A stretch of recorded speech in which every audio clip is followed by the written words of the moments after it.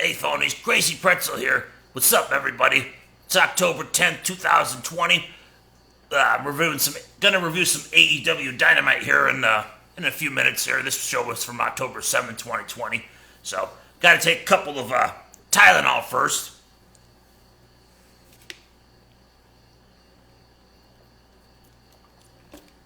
Why do I have to take Tylenol? Because the show gives you a headache trying to find something positive out of it and you actually enjoy. So how y'all doing this week here? I say y'all even though I'm not from the South, but whatever. So, hope y'all are doing well. I'm pretty tired at the moment. I'm probably not going to be as yelling and in your face energetic in this review as I normally am. I'm just kind of tired. So, So between the last week of work, I had Saturday, Sunday, Monday off or whatever. But last Friday when I worked, I got 2 admits working. And then Tuesday, got an admit. And then Thursday, I got 2 admits. So yours truly has been getting murdered with admits at work. And admits are a lot of paperwork and stuff at the job. So yeah, I'm very tired. I got home this morning around about 3:30 or something in the morning. Slept for a couple hours and then got up and got ready and went to go get breakfast with Mrs. Pretzel and had a nice breakfast with her and came home, slept and got up around 8:30 or something. I ate some dinner, watched some AEW and took some notes on it. So, by the way, before I go into the show, I'm going to say that I'm not reviewing the main events match as far as in-ring stuff goes because there's absolutely no reason for jobbers to be main eventing your show. To have a main event of the show, which is supposed to have, your stars or whatever, your star power, jobbers in the main event of the show is an atrocity to wrestling, and I am not going to partake in it. Now, this ain't like UFC Fight Night or something where you might have a jobber versus an established guy, and it's a chance for the jobber to make a name for himself and to get ranked or become a star on his own or something, to move his way up the ladder. No, this ain't like that. This is just jobber guys in this wrestling company that are never gonna go anywhere, become anything major, whatnot. You know what I'm saying? So that's just me not being mean. It's just telling the truth because Crazy Pretzel tells the truth, and besides, got my Lord of the Rings shirt here. I drink and I know things. Don't really drink that much, alcohol-wise, but I do know some things. So, by the way, let's say what up to Mr. Peanut down there. What up, Peanut? Say hello to the audience. Well, I'm trying to get him to say hello to the audience, but my luck, he's probably gonna hop up on the table. So he's a funny cat. If he's laying down and you start petting him on his back, he always stands up. A lot of cats will roll around for you and stuff. And it's not that he doesn't enjoy getting petted on his back, but when you pet him, he always stands up. And yeah, it's funny. He's a pretty funny cat. So he's my buddy. He's my mouse catcher in the house. So it's good cat. If he was a guy, he'd be a good guy. So, well, he is a male cat, so I guess he is a good guy. All right, anyway, I think I've wasted 5 minutes of your time here. Let's go into AEW Dynamite, because it's all about wrestling, guys. It's all about wrestling. So this was a Chris Jericho celebration of his 30 years in the wrestling business from 1990 to 2020 or something like that. That'd be all fine and dandy, except this company's only been on TV for a year. So any footage that they would show of him would only be shown of AEW. So it's really hard to say your favorite memories of the guy because everything that he did took place in WCW and WWF, WWE for many years. So, and McMahon owns the copyright to all that stuff. So it's you can't really say your favorite member is on the show because I think that would be a copyright infringement or something. I don't know. So I'm not gonna really rant or anything. Throughout the night they were showing some celebrities that they probably paid money to, like, endorse Jericho or something. Then they had a couple of pro wrestlers like Lance Storm show up and Bully Ray show up like on camera or something to give him props. Chavo Guerrero or something like that. So it's nice for the wrestlers to give him props and whatnot, but I wasn't really feeling this. It was like I said, Chris Jericho. I like Chris Jericho. Respect the man. He's a legend. Absolutely. Give him that. But like his like last probably 6 months in this company, like he would be like up here. The guys would be down here. Instead of bringing the guys up to his level, he's like going down to their level. And like look at the main event no further. Like he's got a tag team match against two jobbers on AEW Dark called Chaos Project. This guy named Luther. And yes, you can say like, oh well, you know, Luther and Jericho started out together in the business, so they know each other. Yeah, well, Jericho's a star and Luther's a jobber. So Luther's barely been on AEW as it is. The only time I know this guy, and this is coming from like, say if I was a casual fan, I can see my voice is coming up, I'm getting passionate, right? How do you not get angry watching this show?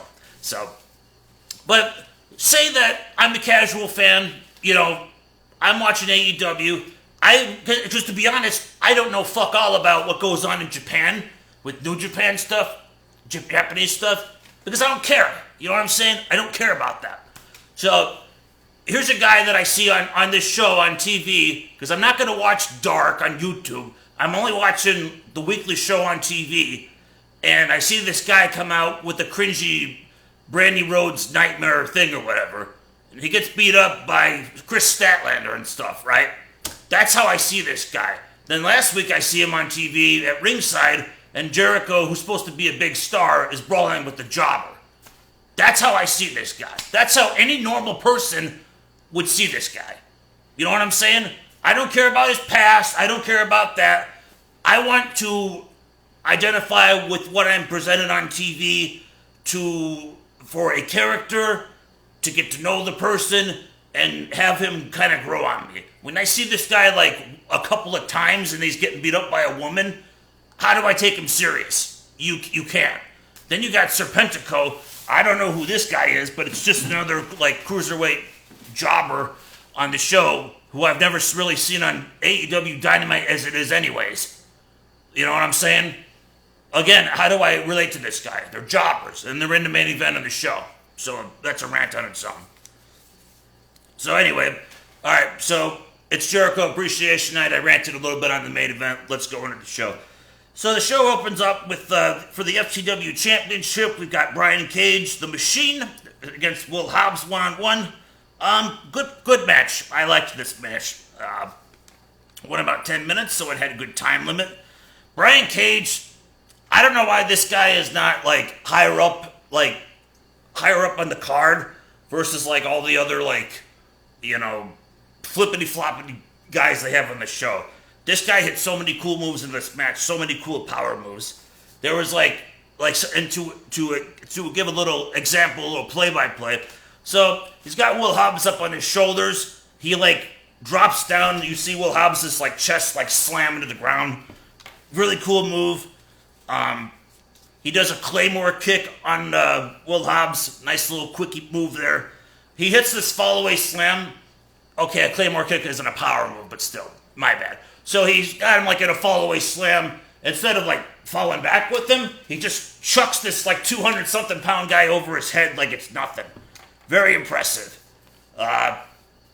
So that was the beginning of the match. Cage was on offense. And then Cage went for some kind of jumping move, and then Hobbs caught him and hit him with a back suplex, and then hit him with a power slam for a 2 count, and then hit him with a sit-down powerbomb for a 2 count, and then Cage came back and he hit some kind of like, he like had him like in a pump handle slam, but then he like flipped him over and dropped him with something. It was really cool.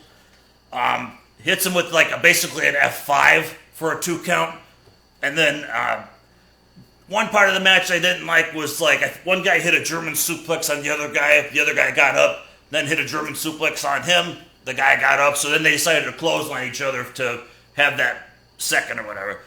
Didn't like that spot, but going back into the match, Hobbs made a comeback after that again. He hit a spinebuster for 2. And then he went up top, missed the frog splash, and then Cage hit some kind of like pile driver, Michinoku driver type move or whatever for a 3 count. So it was a nice kind of big man, and not that Will Hobbs is a real tall big man or anything like that, but he's a pretty strong looking guy.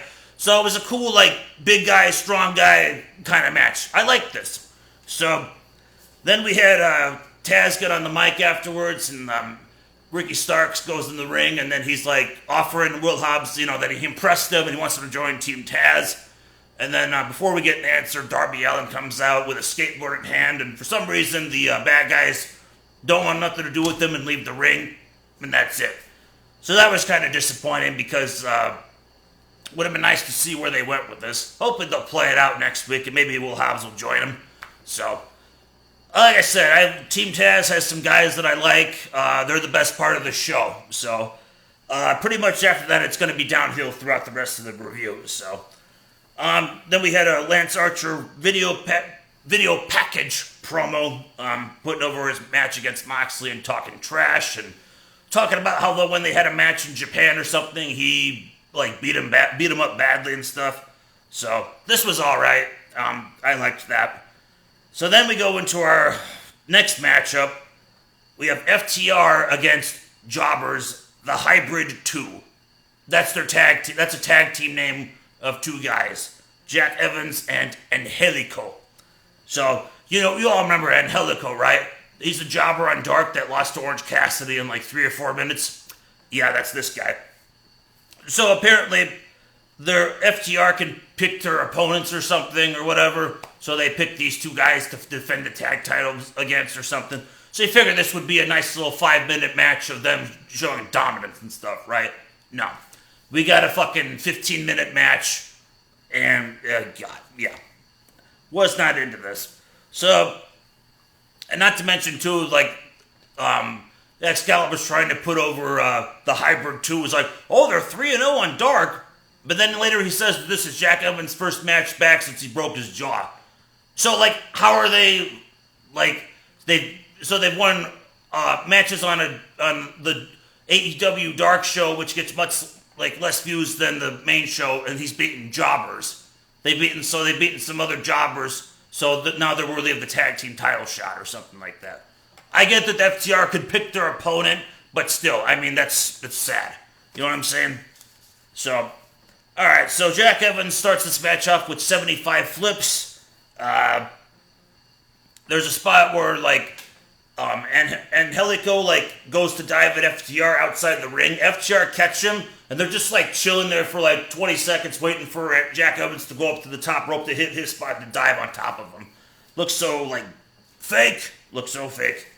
So, what else happened at that? Then we saw a spot where after that dive, like, Angelico was, like, limping on his leg to sell an injury. So then FTR take advantage and hit a nice cool spot of the match where I think it was Dax picks up Jack Evans and slams his knee on the guardrail. So then they go to the picture-in-picture, and then FTR is working on the guy's leg for a bit. So this was all right. Like, it's all right at first, But then after that, Jack Evans tags in Angelico, and Angelico is supposed to be the submission guy of the tag team, as Excalibur said, right? So he puts one of the FTR guys in a STF hold or whatever. So then the other guy comes in to try to break it up, right? So then what does Angelico do? Grabs the other FTR guy. So he's got both these guys in he's got one guy in an STF and another guy in some kind of like headlock or something. So the ref's not getting the illegal guy out of the ring or something. Just, was like looking for the submission. Then there's a rope break or something. So that was kind of stupid. Then we have, what else happened on this? Oh, yeah, that's right. So, after that or whatever, like, Angelico tags back in Jack Evans, right? So Jack Evans is selling his leg for a while, right? So when he gets the tag back in, does, like, 2 high-risk jumping moves. He does, like, a double stomp on one of the guys, then runs over and knocks the other guy off the apron, then starts selling his leg again. It was terrible. Fucking stupid. FTR hit a couple of, they hit a German suplex on Jack Evans, and then the other guy hits a full Nelson German suplex. They only get a 2 count because it gets broken up. Then we have our nice botch of the, I think this was the botch of the night, but also just the botch of the match. Of the night and in the match, whatever. So, Jack Evans, not selling his leg injury, of course. He, goes up to the top rope. He does, this, backflip, twisting, leg drop thing or whatever. The camera angle, pulls back. You see him completely miss Dax Harwood on the ground. Completely misses him. So, Excalibur tries to say, kick to the head or something like that. But completely missed him. I mean, you see in my note right there, completely missed. So, So, Evans stopped selling his leg. FTR went with a superplex off the top rope to one of the guys, and then the other guy hits a splash. It's kind of funny that FTR is supposed to be no flips, just fists, right? But they're doing all these high risk, some high risk moves and stuff or whatever. And also, why aren't they using the Shatter Machine? I get they can't say the name of the move because it's copyrighted by WWE now or something.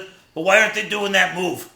It's stupid. You could say it's a pop with the Young Bucks or something, but no, dude. Why? It's your finishing move. I mean, the Dudley Boys didn't win any matches by not doing the 3D or something like that. They fucking won with the 3D. So, hit your fucking tag team finishing move, damn it. Then we have a cringy thing backstage. So before the match, we see the Young Bucks just hanging out backstage watching the match on a monitor, right? Because they can't just be in a locker room or something, chilling on the couch watching it. You know what I'm saying? Make it look a little bit realistic or whatever. So they're just back there chilling, and then after the match, they see the cameraman watching. Are you spying on us? Hey, let's give him a kick. They double super kick the guy. So I thought that was a little bit cringy. And then even cringier, the best friends come out afterwards. Well, first they show on the Titantron. They show a picture of FTR in hot dog suits. Because they're weenies. And then best friends come out and call them weenies and say that they walked past Tony Khan and they're going to fight for the belts next week. And then FTR tries to attack them, and then best friends fight them off. And this is so cringy. This match was 15 minutes long, which was life-draining enough as it was. I just want to call 911 and say that I need oxygen fast and whatnot. Then they'll come over and then they'll see how mentally, physically drained I am, whatever. And even if my sats aren't low, I'm gonna need oxygen to just replenish the memories and stuff in my brain that I lost, because I lost oxygen in my brain watching this garbage. So that was that segment. Next, we had an MJF little promo. He's giving Chris Jericho some props, and he's gonna do something later. It was all right. The 5 seconds of MJF with this promo was better than the whole 15-minute match of the tag match or whatever.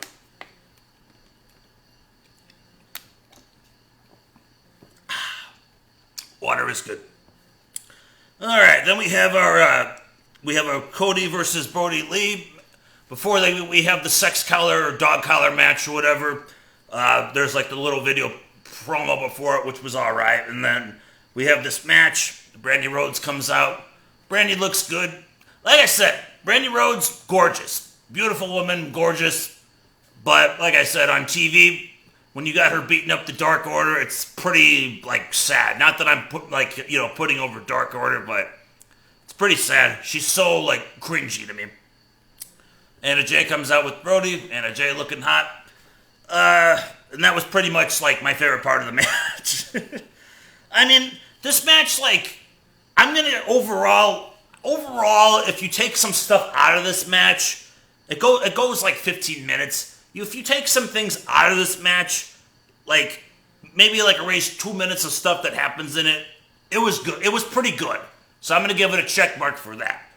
But there was some goofy shit in this match, so we'll get into it. So, Brodie Lee comes out with this Dark Order jobber, Santino Morello goof, John Silverman or something like that. Not to be confused with the Silverman, who's a nephrologist here in, Northwest Indiana. That man's a very intelligent Silverman, but this Silverman is a piece of shit. So, but anyway, John Silverman's on the ring apron, and Cody goes he goes to hit Brodie, and then Brodie moves out of the way and he punches Silverman. There's a comedy spot, right? So they're trying to have this match be all serious because they haven't done this dog collar match in 37 years or some shit. Well, again, how do you get serious when you have this goofy shit on the outside? And that's not the only time that happened. Cause Brodie Lee beat up Cody for a little bit. So then they show Silverman outside the ring. He's got a cut on his head for some reason. For what? For getting punched off the apron? Whatever.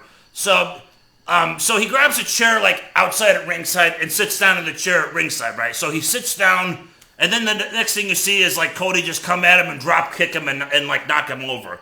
So again, it's a comedy spot in this match. I wrote down, because they try to make this dog collar chain thing all serious, right? But then they're having this goofy shit outside the ring.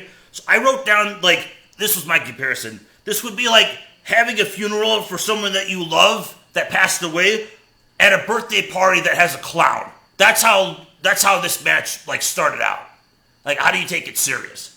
So anyway, in ring, Brodie hits a DDT on the dog collar chain or whatever, busts Cody open. Cody somehow sees his blood and fires up from it and hits a low blow with the chain and a Russian leg sweep and then a tope suicida. Every time I hear Excalibur say tope suicida, I lose about 10 brain cells in my head. So, then Brodie takes over the outside. He's pulling Cody into the guardrail with the chain and stuff. They're fighting on the ring apron, and then Cody ends up getting off the apron and pulls Brodie toward him and hits a diamond cutter on the floor. It was kind of a cool little move. Then we go to the commercial break, and then I see a spot in the commercial break, which I'm confused why this would not have been the finish of the match. But, so, they're fighting on the apron. Cody Rhodes, grabs Brodie Lee and, gives him, this double underhook pile driver through a table on the floor. And, how is that not the finish of the match? You know what I'm saying? So they do that spot. Then they continue on with the match after that. Brodie Lee, Cody, hits a front suplex, is punching him for a bit. Then Brodie Lee counters with a Bossman sidewalk slam for 2. Then we have another goofy spot in the match where, Brodie, chucks a steel chair at Arn Anderson, tries to, throw it at him and stuff outside the ring and then taunts him to come in the ring. So Anderson comes in the ring, and then he's about to fight Brodie, and then a Dark Order jobber comes out to try to attack Anderson, so then Anderson hits a spinebuster on him.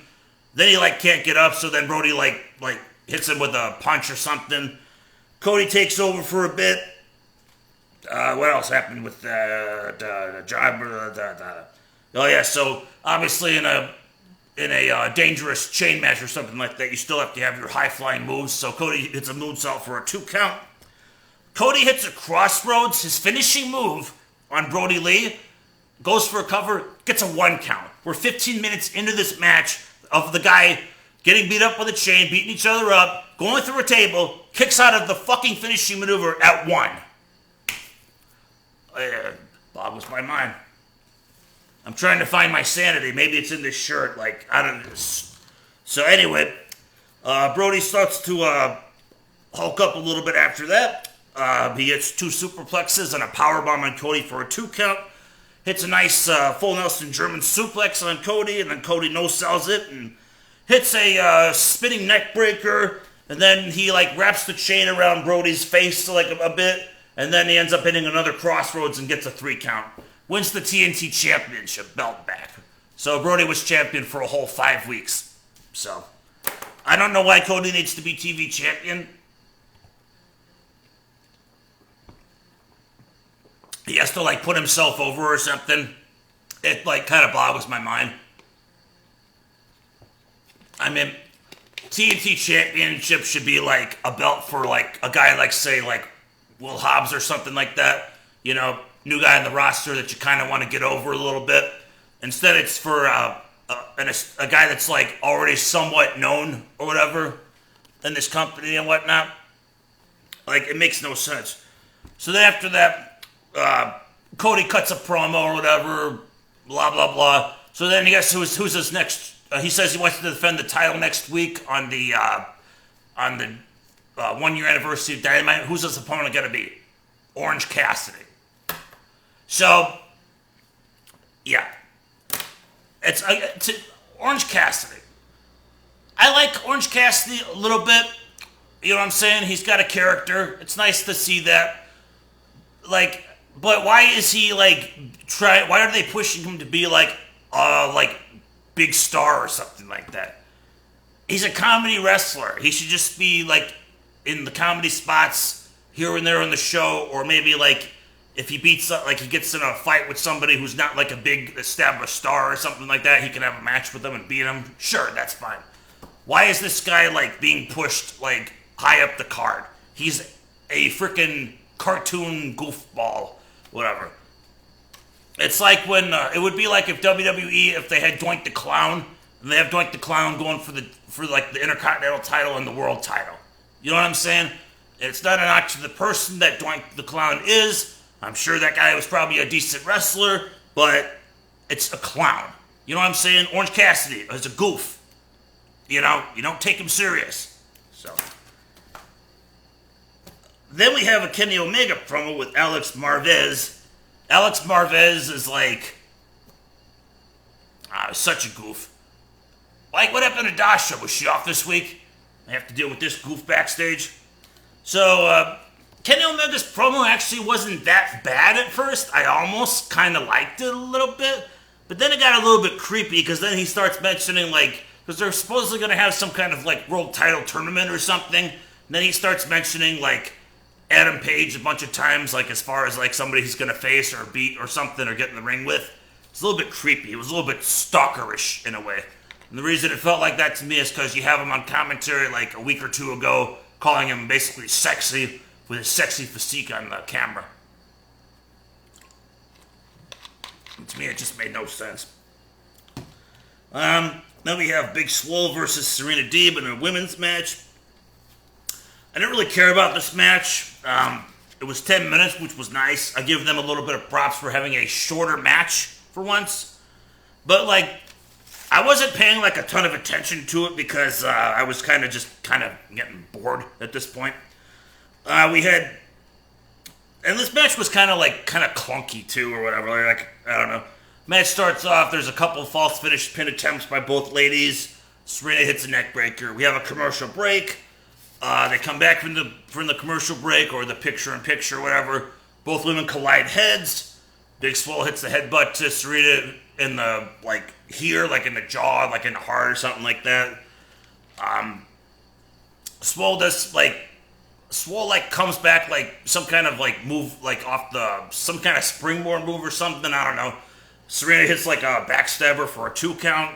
And then the finish was just weird. It was like somebody would throw someone like into the ropes and then punch him or clothesline him or something. They did this spot like 3 or 4 times, and then Big Swole just hits like a boot to the face, another headbutt, and then a goofy forearm smash, which obviously Excalibur's like expects us to know, like, there's the roaring elbow for a 3 count.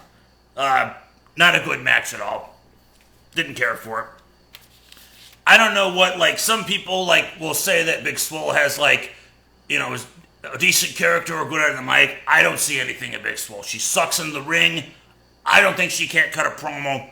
This chick has no talent. No reason to be on this roster. Get her the fuck out of here.